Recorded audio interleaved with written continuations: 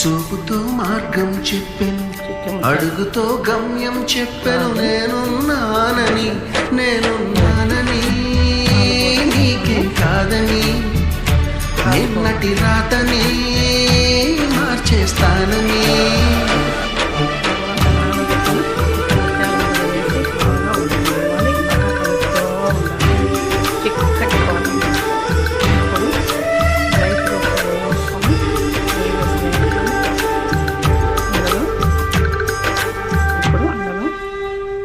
బాగా కలిపేస్తాము. అమ్మలాడుతూ బాగా కలబెట్టాలి.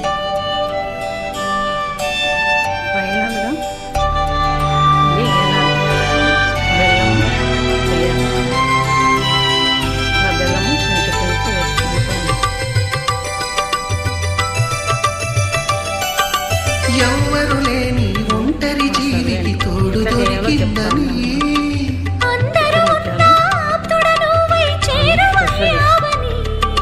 జన్మకు ఎరుగని అనురాగాన్ని పంచుతున్నావని,